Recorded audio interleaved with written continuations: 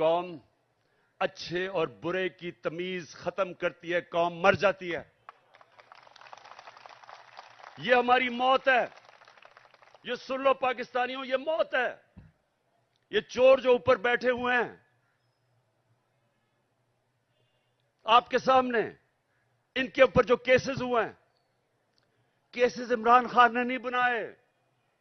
ان کے کیسز ان کی جب حکومتیں تھیں 10 سال میں، تب کے کیسز بنے ہوئے ہیں.